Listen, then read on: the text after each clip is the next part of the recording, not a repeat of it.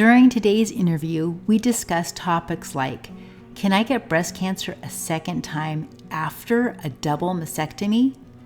Is it possible to have two different types of breast cancer?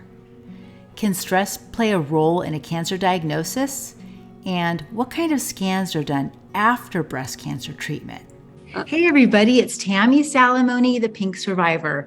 Thank you so much for joining me today. And I'm so excited to share, I think, what is going to be a very informative interview with someone that I met through Instagram, actually. And her name is Kelly Laviolette. Did I say that right?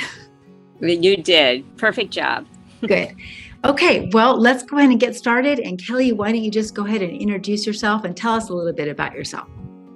Sure. Hi, everyone. My name is Kelly Laviolette, and I am currently at our home in Florida, but we also live in Mass.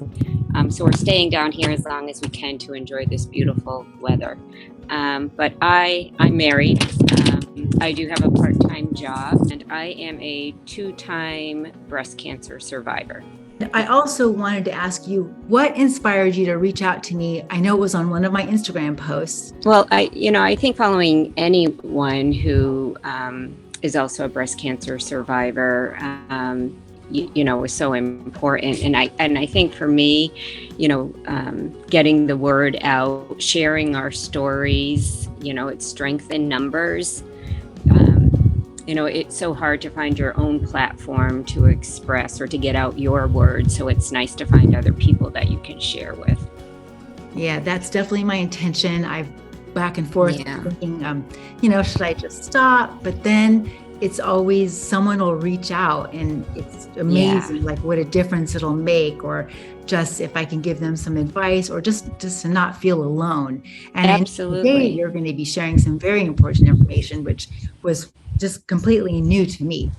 So let's start with, what was your original diagnosis? What stage, that kind of thing? What happened and when did that happen? Yep, I was diagnosed in 2012 at the age of 43 with stage 1 estrogen positive cancer in the left breast. At that time, I underwent a bilateral mastectomy, and I was on tamoxifen for 5 years. And obviously, bi-yearly appointments with my oncologist for those 5 years as well. And then you also did Herceptin and Perjeta, you had said as well? That was with my second cancer. Oh, okay. So the first one is just estrogen positive. It's not triple positive. That's correct. Estrogen positive. And I had the bilateral mastectomy and tamoxifen. And did you have to go through radiation at that time? No, I did not. Okay, great. Now I'm getting a little more. Yes. So then after that, you did the mastectomy and then the tamoxifen. Oh, you had reconstruction. I had reconstruction. Yes, I did the expanders. So I went through that whole process, which, was about a 10-month process, I think, from the beginning of, when I had the bilateral mastectomy until I had the permanent implants put in. Right. Yeah. I was different because my whole situation, I ended up doing it in 2 months, but I mean, things were going quickly and crazy, but things kept changing. Yeah. But that's why everyone's situation is so different. Absolutely. That's for sure. So how are you feeling and living your life afterwards? You're done with everything, you're going on, how are you feeling? Yeah, feeling great physically, obviously. I'm always have worked out. I eat fairly well. So I was feeling great, just going about our daily lives. I think anyone who's diagnosed with cancer, you're never free from it, right? We always have, little thoughts that might creep in and, little worries that we might have, but, diligent with all of my, appointments, whether it was with my PCP or my GYN. I was put into the cancer survivorship program at the end of my my course of tamoxifen. I think it was actually maybe 7 years after my original diagnosis. So I wasn't even seeing my oncologist anymore. So, just going about life and feeling good and healthy.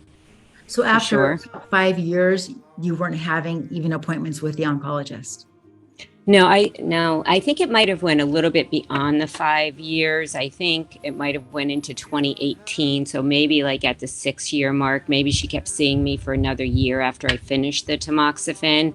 Okay. But then I go to Dana-Farber Cancer Institute in Boston, Mhm. and they have a cancer survivorship program. So I was put into that program from there.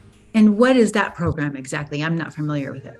Yeah, it's just for, cancer survivors that are no longer on treatment. If you have any, questions or concerns, or, they do a lot of webinars, things that you can catch up on, new treatments, just to kind of keep you, in the loop with your diagnosis. Did you have any type of scans after your first diagnosis? Was there anything, or was it just those appointments with your oncologist? Just the appointments. Yeah. Me as well, because I'm now 5 or 6 years out of the 6 years from diagnosis. And Mm-hmm. now I go once a year, but it's always just if you feel anything different or you have any Yeah. pains, then let us know Yes. right away. But Right. seems I like, know. at that point, have I waited too long? Right. And that's where the frustration comes in with a lot of this, unfortunately. Yeah. Definitely. Now, do you think that you changed your life at all after the first diagnosis?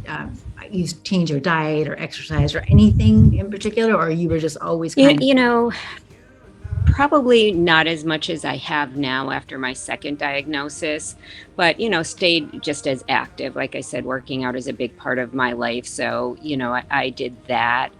Maybe not eating as healthy as I do now at that point. But, I feel like, I lived a pretty healthy lifestyle. I tried to change a lot of things. Now I'm mostly, using clean products, whether they're beauty products or, a lot of, shakes and smoothies and all of that. I do clean products only, which I wasn't doing at that time. right. And now take us to your second diagnosis. How long had it been and how did that come about? Yeah, so I was diagnosed in 2021, January of 2021, so 9 years after my first diagnosis. And a lot had happened right before that. 13 months prior to my diagnosis, my sister was diagnosed with metastatic breast cancer stage 4. And, just a couple other, things. And I'm telling you this because sometimes I wonder if stress can be a factor, in our cancer diagnosis. So, the stress of my sister's diagnosis was great. It really rocked me to my core, as it did, our whole family. And, we had a dog that was getting to his end of life. I was the caretaker for an elderly aunt who had no children of her own, and we had to place her in a nursing home. So there was just a lot of going on. And I don't know, and then, like I said, 13 months after my sister was diagnosed, I was diagnosed with this second cancer. So And how sometimes did I you? wonder. No, I completely understand the stress factor too. I feel like Yeah. it played something in mine as well. Maybe Yeah. it brought it about earlier than it was supposed to. Earlier. Yeah, Yeah. Yeah. exactly. And how did you find the second tumor or how did you know something was wrong? So I actually had seen my GYN in October, and she did the palpable exam and found nothing.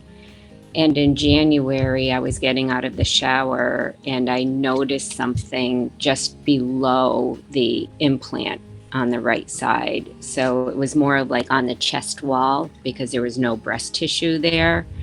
But there was a good sized lump. And I mean, I called. I think like initially hearing it, it's just, I hope you probably feel the same as me. You thought you did everything. I mean, having a double Everything. mastectomy is pretty drastic. Yes.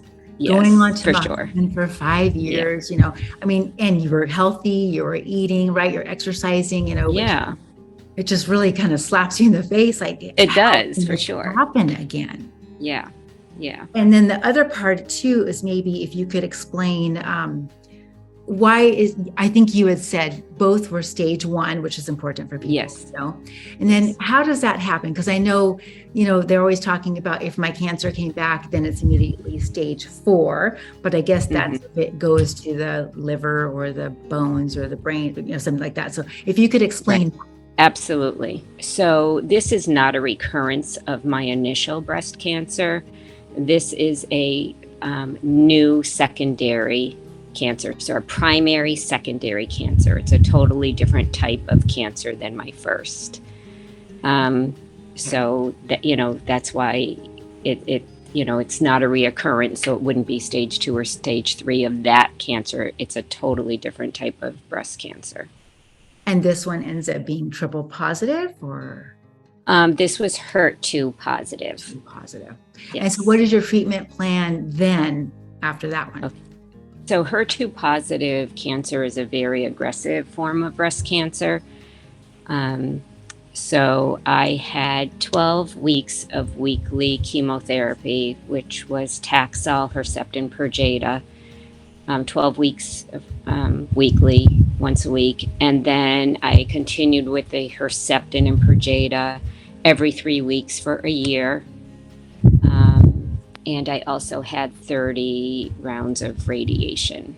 Wow. 30 daily treatments of radiation. And of course, I had to have my implants removed. I had to have a wide excision surgery to remove the tumor. And then I had to go through that whole process again for the reconstruction. Oh, it's just, I'm sure it was like a nightmare to think I've already been there and now I'm repeating this again. Yeah. Oh gosh, I'm so sorry that you had to go through that. Thank you. Yeah, it was tough.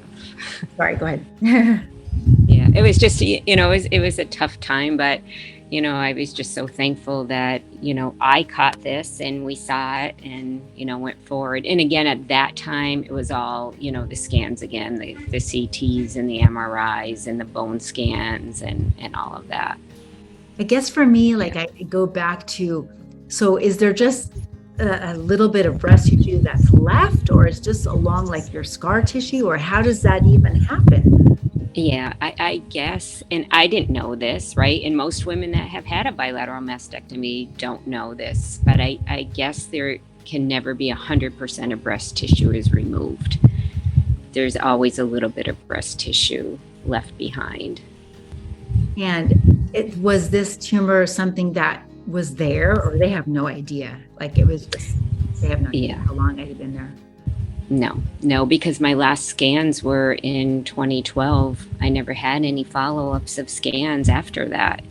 Which is really what this is about. Yeah. And, when I did find this second cancer, the first thing they did was an ultrasound. How easy is that? How, it's so non-invasive. I don't understand why that's not part of our yearly protocol for women that do not have breasts. You're so right. Yeah. So that was the first thing they did. And what happens from there, after you get a suspicious result on an ultrasound. But that's what they did to find it, and just kept on going from there. We should absolutely be having a yearly ultrasound. If we're not having mammograms, it is kind of ridiculous, because here I am, and nothing. There's no type of scan at all. I'm really good insurance too. My husband is a PPO. So right. They're not. Right. Same here. Scan who's gonna? Yeah. There you go. Right. Yes. Wow.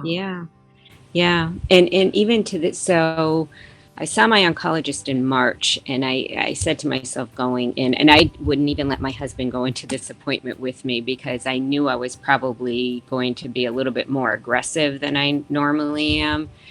And, just saying, I want scans, I want an ultrasound. And she just kept saying, there's no clinical modality, there's no reason for you to have scans going forward. So there's nothing at this point that we can do. No. And how are you feeling today? Like, Yeah, I feel great. Yeah, I feel great physically for sure. I have a lot of, because I had so much surgery on my chest and then the radiation on the right side, I have a lot of scar tissue and cording. So, I went through physical therapy and massage and all of that. So that's still a struggle, but nothing that keeps me down or nothing. I'm still able to work out, and I just continue to do all my stretches and all of that. You've come Physically, I so feel. far, like, because you probably didn't finish not that long ago, right? With Herceptin and everything, because that's a year long. Right. When Yes. did you finish everything? I finished in January of 2022 or February of 2022. Wow, not that long. No. Amazing. No. Yeah, Yeah. you're doing great. And then I Thanks. wanted to also bring up, maybe if you could share more about your sister, and her name is Shelley, is that right? Yes. Yes. And just more about like what happened with that. Was it immediately stage 4, or was there something she went through? Because I mean, I can't even imagine how devastating that was. Yeah. Yeah. So my sister was diagnosed, like I said, in December of 2019. And I think part of it that was so difficult was because she wasn't going to the doctor. My mom is a breast cancer survivor.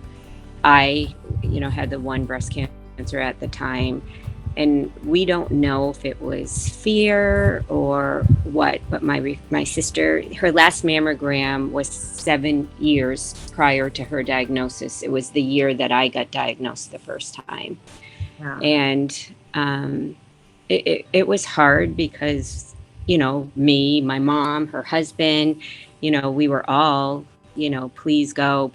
And she just wouldn't go. And like I said, we don't know if it was out of fear. She never really wanted to discuss it or anything. And what happened, what we finally got her to go, was that she ended up with metastatic disease in her humerus, and it fractured her humerus. So she was in great pain from that.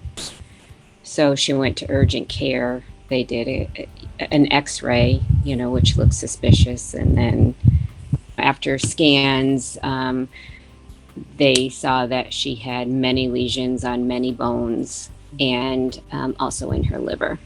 So she was diagnosed with stage 4 right from the beginning. And how long from when they discovered that, how long did she last? So she was diagnosed in December 2019. She died this past August of 22. But she did not die from breast cancer. You could say, I guess, that's what they say. She had a pulmonary embolism from the new chemotherapy that they put her on. Oh, gosh. It was a side effect of her chemotherapy, and she died suddenly of the pulmonary embolism. So it doesn't sound like she really got to live much life after her diagnosis. She was just going through different treatments. Yeah. And it was hard. So she was doing really well with the metastatic disease to the bones and to the liver. At the beginning, she was going for scans every 3 months, and then they even extended them to every 6 months because she had no new disease. She had no new lesions on her liver or her bones, and some of them had shrunk, some of them were encapsulated, some of them were gone. So she was responding really, really well to the treatment, which was the same treatment that I had, the THP. But in October of 21, she ended up having brain mets, which, again, this is a hard thing, Tammy, because, like I said, she was going for these scans on a regular basis. She was going to her oncologist every 3 weeks because she was still undergoing the HP. And when you go in for scans at stage 4, they don't scan the brain. They wait for symptoms to happen. Oh my gosh. So, by the time a patient, has symptoms, maybe difficulty speaking or difficulty walking. And at the beginning, my sister thought it was neuropathy because she ended up suffering a lot with neuropathy from the chemotherapy. Yeah. there were no scans until it's like, oh, something's wrong here. No sense. Mhm. It makes no sense. Yes. And I think hope it's a that- great percentage, and I could be wrong. It might be even more than this, but I want to say it's 50% of women that have stage 4 cancer end up with brain mets, and yet they still don't put that in as part of their routine exams. Yeah. Wow. So, I mean, that is definitely eye-opening, and I hope that somehow if we can get this out, to the I right know. people. Right. And the scans for us and the scans Right. for the stage 4, it's just Exactly. Yeah. it's just not right. And No. there's so much money being put into awareness, Yes. getting your initial Yes. mammogram, but then what's happening to the rest of us after Right. that? Yeah. And Yeah. that is just not right. And I know you feel it, of course, with your sister, and you've probably met other people as well. It's just devastating, and it's constant that there's just someone getting diagnosed with a stage 4, and then suddenly they're gone. I mean, how much can you take? Yeah. Yeah. And when are the insurance companies going to wake up to that? Right. Right. Right. And it's so hard. I've reached out to a few, people on Instagram, just to, can you give me a name? Anyone that I might be able to reach out to, Right. But I've never heard back from anyone.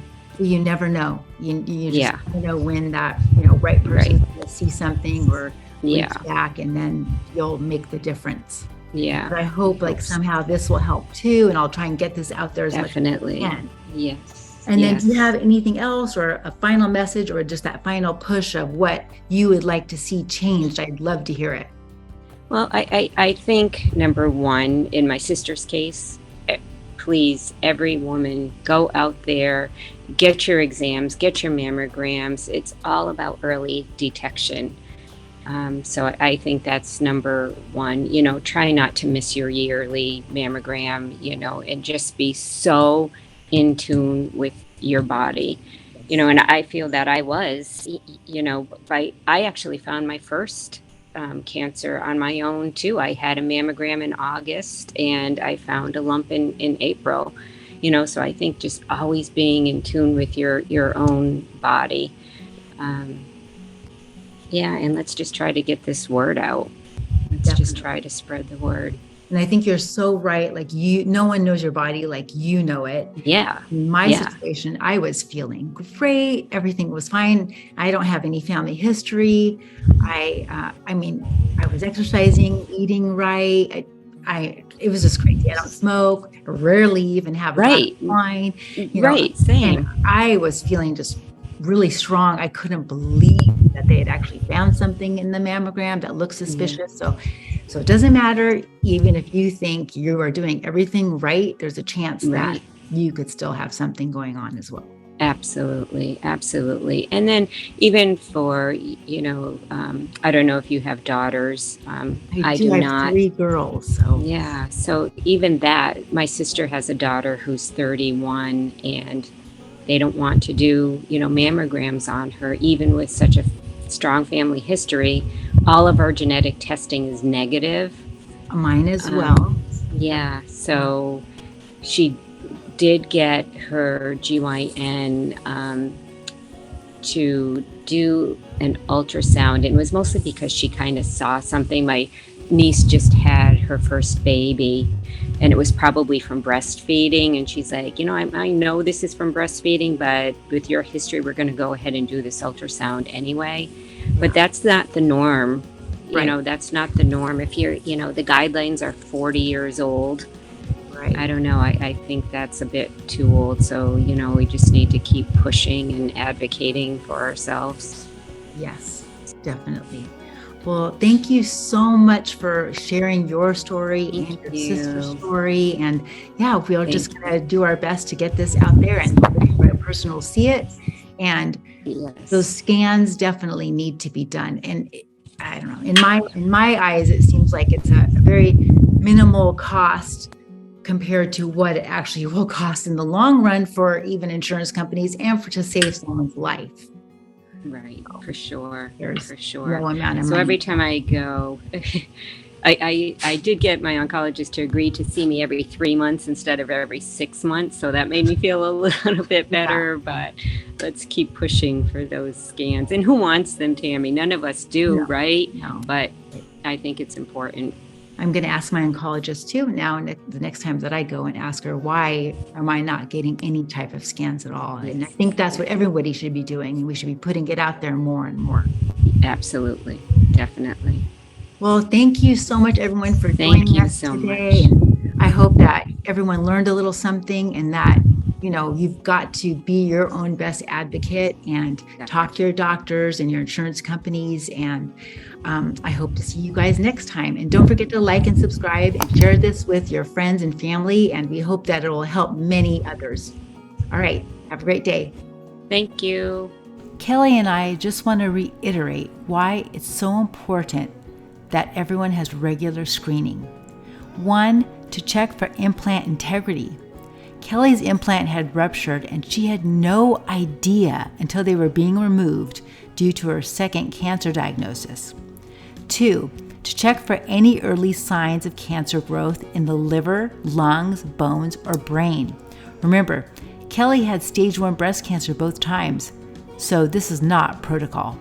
3, if we are no longer getting mammograms, we should be getting something else, at least an ultrasound. And 4, stage 4 patients are not getting their brain scanned unless there's some reason to do that, and that needs to change.